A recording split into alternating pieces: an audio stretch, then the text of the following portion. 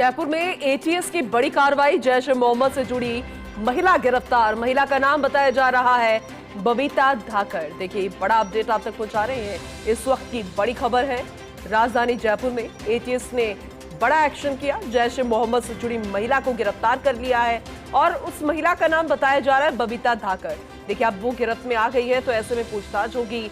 पूरा प्रोसेस जब आगे निभाया जाएगा तो उसमें जांच पड़ताल में निकल कर आएगा कि आखिर ये बबीता धाकड़ क्या इसका यही मूल नाम है या फिर किसी और नाम से भी जानी जाती है। कैसे ये जैश ए मोहम्मद से जुड़ी है, इसने अब तक कितनी इंफॉर्मेशन साझा की है, अब तक इसने क्या क्या काम किया और इसके साथ और कौन लोग जुड़े हुए हैं। तो ये पूछताछ में बहुत कुछ सामने आ सकता है, लेकिन इनपुट किस तरह से मिला, क्या शिकायत थी, क्या जानकारी थी, लेकिन ये बहुत बड़ी खबर आप तक पहुंचा रहे हैं। एक के बाद इस तरह की कई जानकारियां, जैसे कि आज भी हमने आपको बताया था किस तरह से खुफिया जासूस जो है उसको भी कोर्ट में पेश किया गया और अभी जैश ए मोहम्मद से जुड़ी महिला गिरफ्तार हुई है। तो अपने घर के अंदर ही, क्योंकि देश अपना घर और हम घर के लोग यानी कि सभी देशवासी किस तरह से हमें मिलजुल कर रहना चाहिए, लेकिन हम घर के अंदर ही आतंक फैलाने का काम कर रहे हैं और वो भी दूसरे दुश्मन देशों से मिलकर। ऐसे में अब ये पूछताछ होगी तो सामने आ पाएगा कि आखिर इसके मंसूबे क्या थे, क्यों ये इनके साथ जुड़ी थी, अब तक कितनी इंफॉर्मेशन इसने साझा की है। डिटेल में हम अपडेट देंगे। हमारे साथ senior special reporter Satyanarayan Sharma जुड़ चुके हैं, उनका रुख करते हैं। सत्यनारायण, ये वाकई में बहुत बड़ी खबर है, जैश ए मोहम्मद से जुड़ी महिला गिरफ्तार और नाम उसका बबीता धाकड़। क्या कुछ पता चल पाए इस बबीता के बारे में, कैसे इनके साथ जुड़ी, कितने वक्त से जुड़ी थी, कहाँ की रहने वाली है और क्या कुछ सामने आ पाया अभी? देखिए, अभी शुरुआती डिटेन किया है महिला को, बबीता धाकड़ इसका नाम बताया जा रहा है। धर्म परिवर्तन से जुड़ा पूरा मसला बताया जा रहा है और फिलहाल जो एटीएस के अधिकारी हैं वो इससे पूछताछ में जुटे हुए, क्योंकि ये लगातार प्रकरण काफी पुराना चलता आ रहा है। इस मामले के अंदर एक गिरफ्तारी हो भी चुकी है पहले और जैसे उम्र से जुड़े हुए जो आतंकी तार थे जो इस महिला को इशारा किया और कड़ी से कड़ी मिलाते हुए फिलहाल इसे जैन किया गया है। अब इसे एटीएस मुख्यालय लाया जाएगा, इससे पूछताछ की जाएगी। कई कड़ियां इससे अहम खुलासे होने की संभावना जताई जा रही है। दिल्ली स्थित कई लोग इसके संपर्क में थे, इसका मोबाइल भी ले लिया गया है। उसके मोबाइल के जरिए उन लोगों तक पहुंच जाएगा जो कि इस प्रकार की गतिविधियों में शामिल थे और देश विरोधी जो गतिविधि हैं उनमें शामिल थे, उनसे पूछताछ की जाएगी। पूछताछ के पश्चात हो सकता है कि आज शाम तक जयपुर शहर के अंदर और भी कई गिरफ्तारियां पूनम होने की संभावना जताई जा रही है, लेकिन महिला से पूछताछ बहुत जरूरी है। तो ऐसे में उससे एटीएस मुख्यालय लाकर पूछताछ शुरू की गई है। पूछताछ के पश्चात जो फाइल बनेगी उस फाइल के अनुसार जिन जिन व्यक्तियों के नाम सामने आएंगे उनसे पूछताछ की जाएगी और जो देश विरोधी घटना में गतिविधि में शामिल रहते हैं उनके खिलाफ जो कानूनी कार्रवाई है वो की जाएगी। पूनम, बिल्कुल आपने सही कहा, क्योंकि जब पूछताछ होगी तब तो बहुत कुछ निकलकर सामने आएगा, लेकिन अभी कोई ऐसी जानकारी कि इसके बाद कोई और गिरफ्तारी हो सकती है, ये अभी कुछ जानकारी मिल पाएगी इसे लेकर?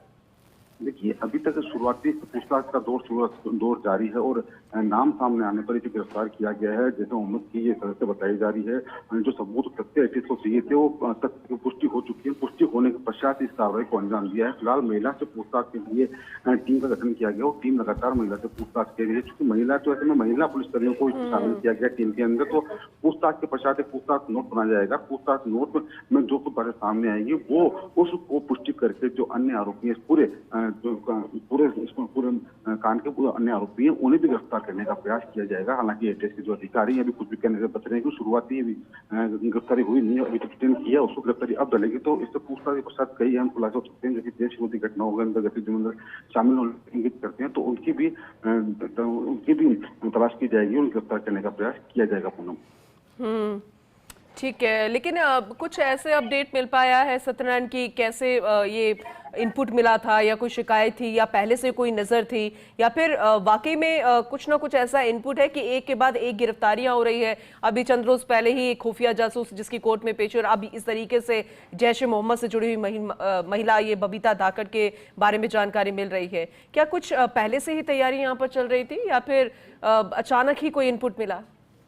देखिए, एटीएस मतलब कि एंटी टेररिज्म स्क्वाड का काम ही यही है कि वो देश विरोधी जो गतिविधियां उसमें शामिल लोगों को ट्रेस आउट करे।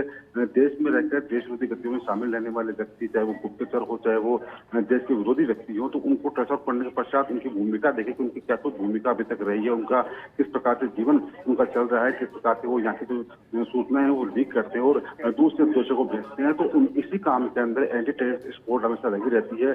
कई फोन करती है, फोन सुनाई करती करती है और उसकी पुष्टि होने के पश्चात वो गिरफ्तारी करती है। तो ये एक कार्रवाई हुई है, उसी की कड़ी है।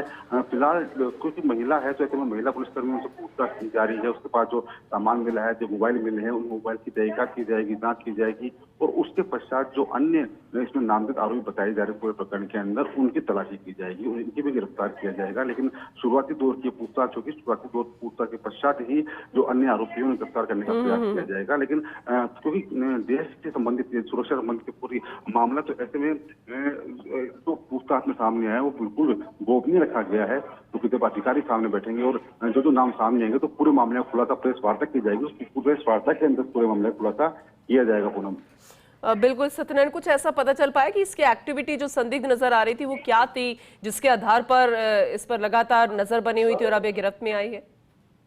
बिल्कुल, देखिए संदिग्ध गतिविधियां इसकी पहले से थी और जब इसका फोन संस्था से लिया गया तभी से जो एटीएस के अधिकारी है वो इसका फोन ढूंढ रहे थे और जो नेशनल एजेंसी है उसको भी इस कार्रवाई की जानकारी दी गई है। उससे भी पूरा जो साझा किया गया है, पूरा अभी तक जो कार्यविधि है साझा की गई है। तो उनके आदेशों के पश्चात इस कार्रवाई को अंजाम दिया गया है। पहले जो गिरफ्तारी हुई उसके नाम सामने आने के बाद बबीता को ट्रेस आउट करने का प्रयास किया जा रहा था और इसको ट्रेस आउट करने के पश्चात आज इसे थोड़ी देर पहले ट्रेन किया गया है। अब इससे पूछताछ की जाएगी। जो पहले गिरफ्तारी हो चुकी है उसके जो नाम सामने आए थे उन सभी के खिलाफ भी एटीएस कार्रवाई कर रही है। हालांकि जिस प्रकार पुष्टि होती जा रही है उस हिसाब से अग्रिम कार्रवाई की जा रही है और जो व्यक्ति देश विरोधी घटनाओं में गतिविधियों में शामिल रहते हैं उनकी गिरफ्तारी सुनिश्चित की जाती है, जिससे कि देश की जो सूचनाएं हैं वो लीक ना हो, देश के अंदर ऐसे लोगों को पकड़ा जा सके जो कि देश विरोधी घटनाओं में शामिल रहते हैं। बिल्कुल बिल्कुल, आपने सही कहा। आगे भी जानकारी हम आपसे लेते रहेंगे सत्यनारायण। बहुत शुक्रिया विस्तार से इसे बताने के लिए। देखिए एटीएस एक के बाद एक एक्शन लेती हुई नजर आ रही है।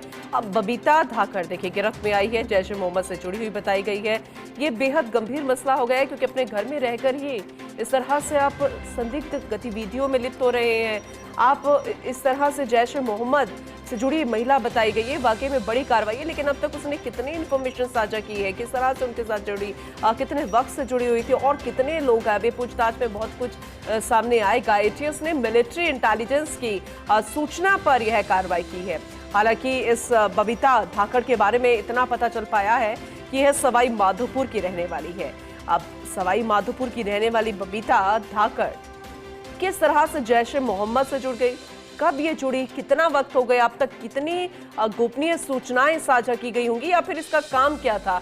बहुत सारे ऐसे एंगल हैं जिस पर जांच अब आगे बढ़ाई जाएगी, पूछताछ होगी, बहुत कुछ खुलासे होने की उम्मीद फिलहाल इससे जताई जा रही है।